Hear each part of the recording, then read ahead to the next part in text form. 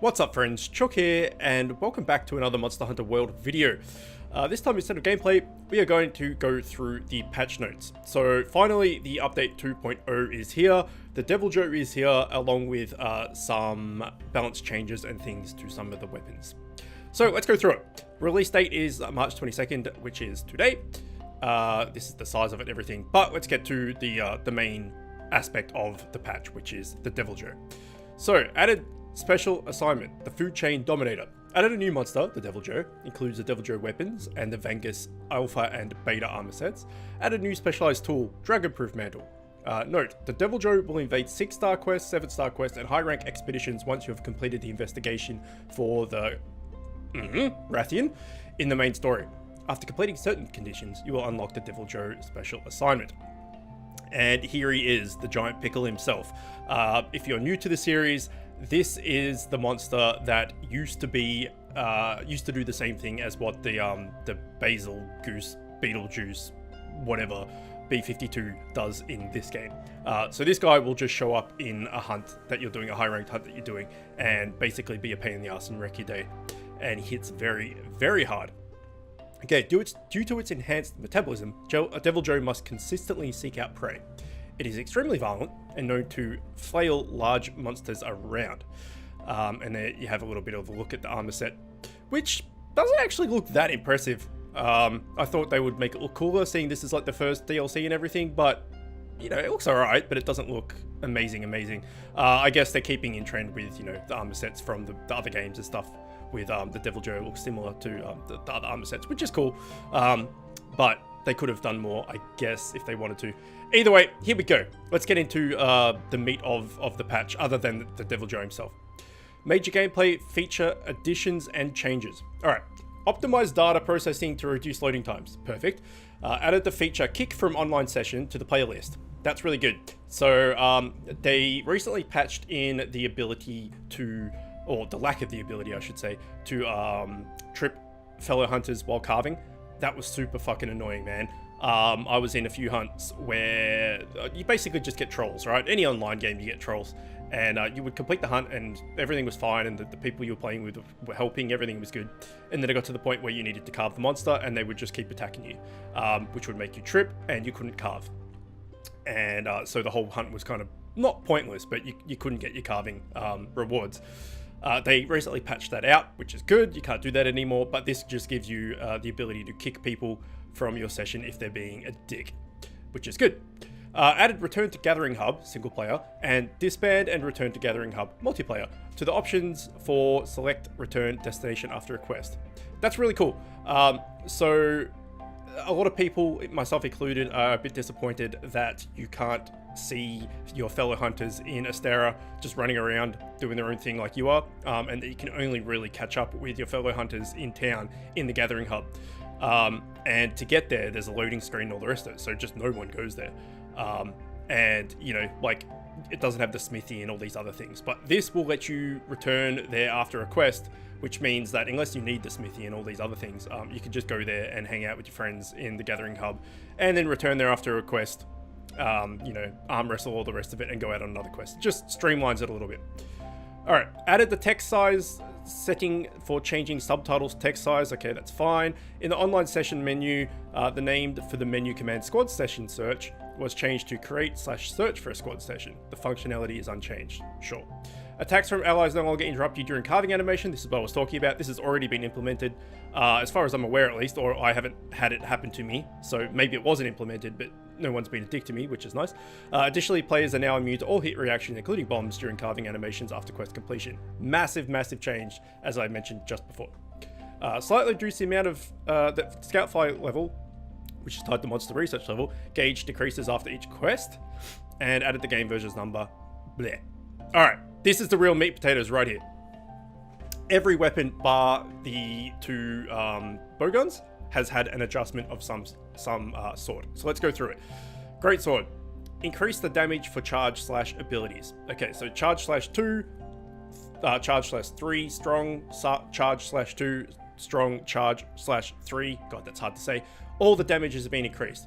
So as it currently stands with the greatsword, as far as I'm aware, I'm not a greatsword player, but from what I can tell and from what I've been told by greatsword players, is that you want to get to your charge /3 as soon as possible, and the damage from 1 and 2 isn't really that great comparative to 3.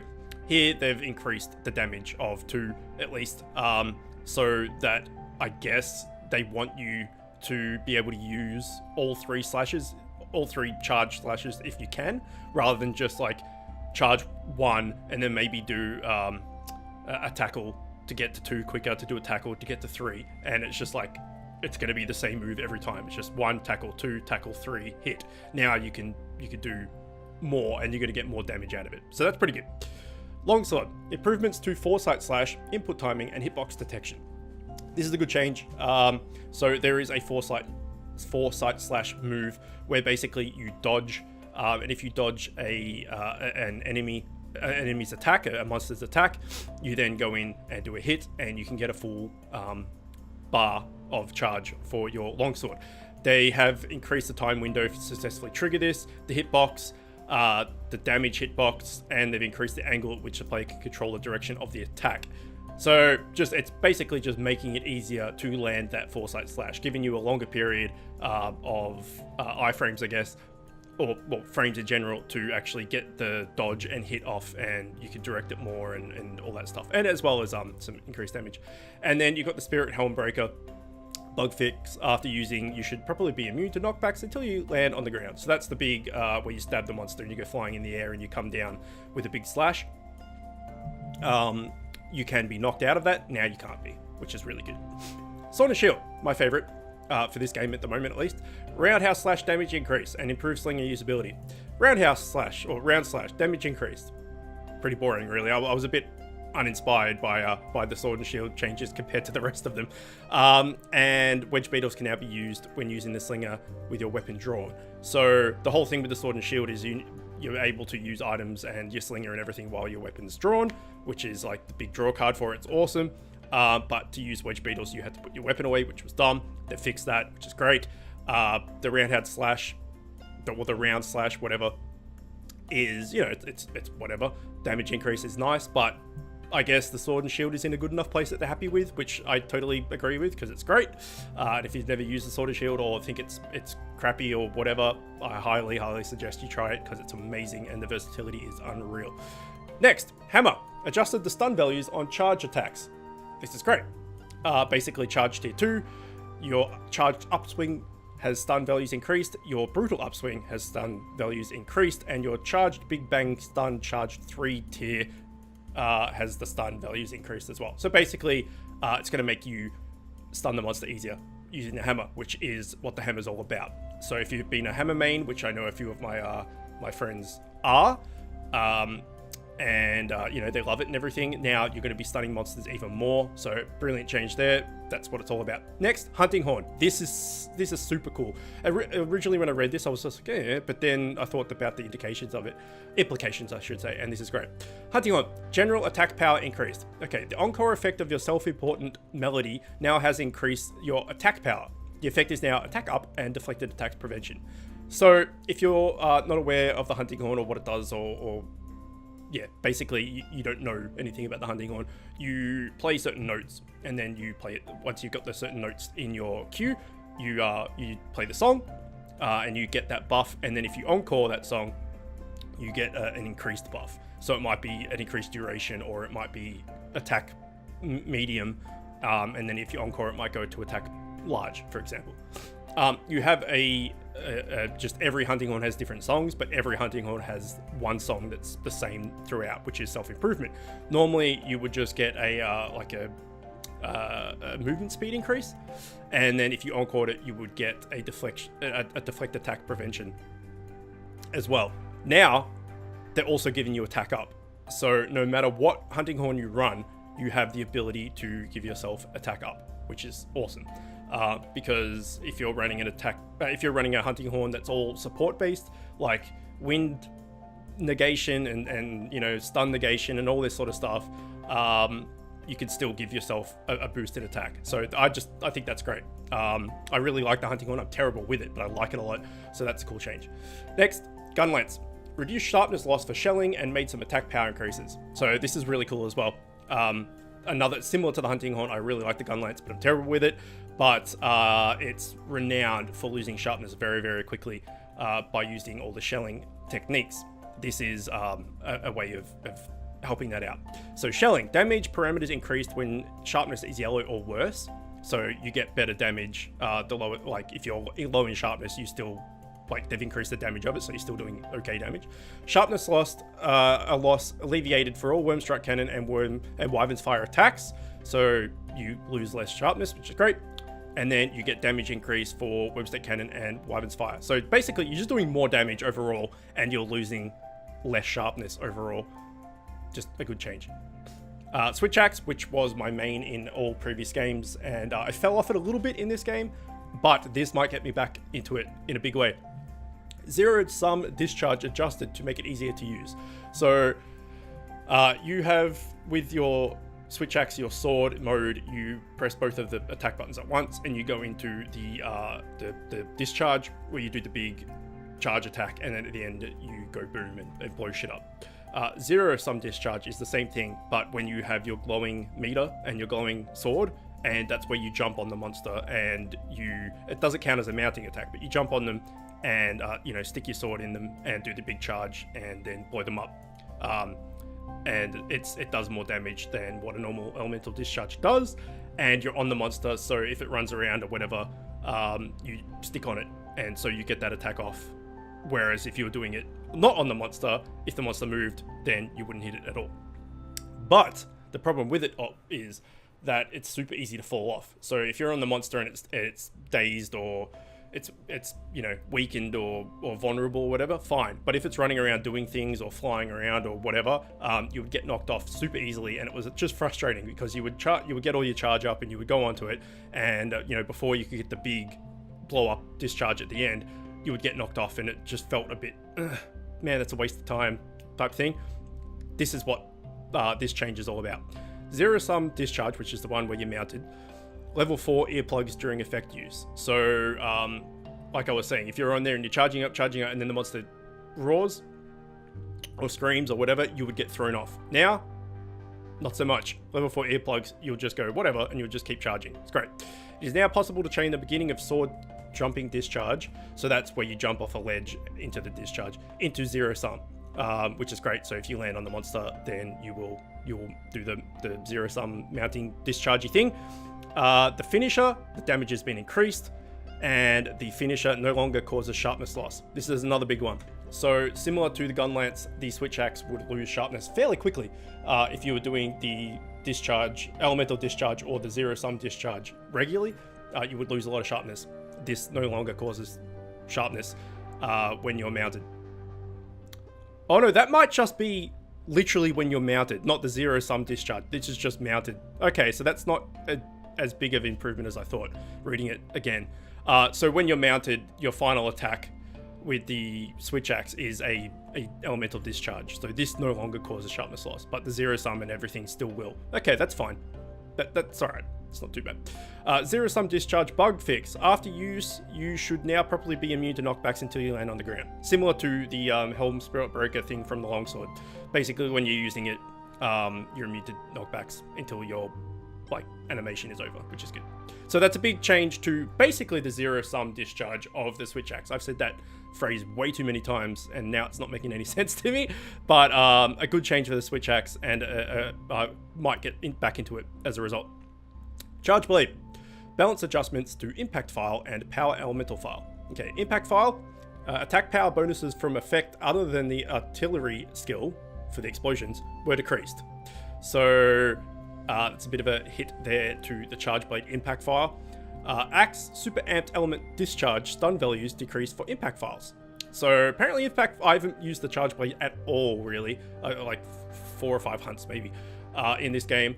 I did use it in previous games, but I can't really comment on this too much because I haven't used it. But apparently the impact files were quite strong.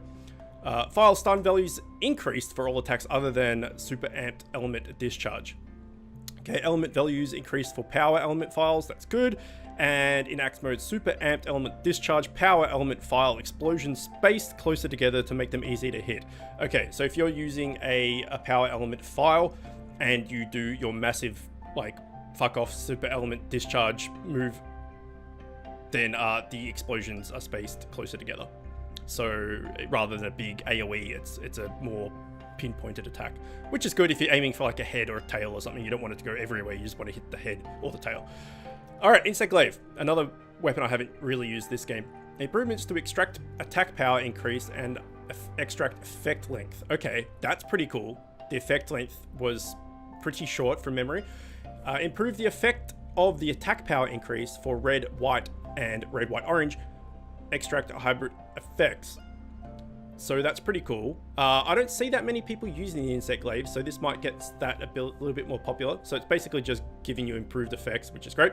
Extract effect time increased overall, really good, because like I mentioned, it seemed to run out fairly quickly.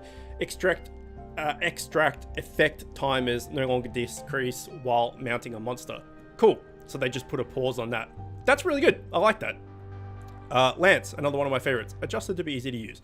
Counter thrust. Temporary knockback negation during a successful counter thrust. Handy, but again, compared to some of the other changes like Lance, Bow, Sword and Shield, for this game at least, are my top 3, and then Switch Axe has dropped down to number 4. So 2 of my 3 main weapons have got some like fairly lackluster changes comparatively, but still, it's a change, so that's nice. Dual Blades. Made the Demon Gauge easier to maintain. Okay, Demon Gauge can now be increased by Demon Mode Round Slashes and Demon Flurry Rush. And Demon Mode fixed the bug where you could not cancel Demon Mode while transitioning from a Demon Dodge. So just some quality of life stuff there, which is good. And Bow, fixed various bugs. Dashing Shot fixed the bug where the spread/power shots skill was applied twice. So it's not really a nerf, it's just fixing something that shouldn't have been there in the start. And Dragon Piercer, everyone's favorite, fixed the bug where you could shoot past the attack angle limitations. Now shoot straight ahead of the player regardless of the camera angle when shot with the camera angle past the attack's angle limitations. Okay, so basically what that means is, if you've seen any of my videos, you've probably seen me do this, as pretty much every bow user has been doing. When you do Dragon Piercer, you have like a, let's say, 45-degree angle to left to right of where you are shooting. So say you're shooting at, straight, you may have like 20 degrees to your left and 20 degrees to your right that you can aim the Dragon Piercer at. And that's how it's supposed to be.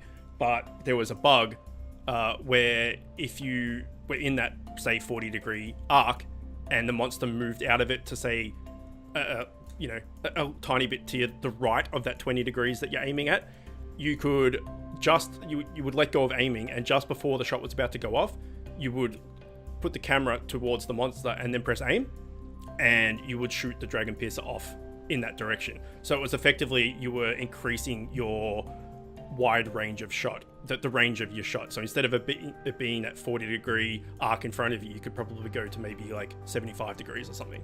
You couldn't just do like a 180. You couldn't aim one way and then put the camera the other way and at the last minute press aim and shoot directly behind you. But you got a wider range than what you should have, and that's just fixed that. So a little bit of a hit to the bow there, but not really nerfs, just fixing things that shouldn't be there to start with. And then the light bowgun and heavy bowgun, no adjustments made. So that is all the changes. Hopefully that was helpful. I mean, this is on the Monster Hunter website. You can go here and read that for yourself, and everything else as well. But I thought I would just go over some of the changes and explain some things for new players if they didn't quite understand them or anything like that.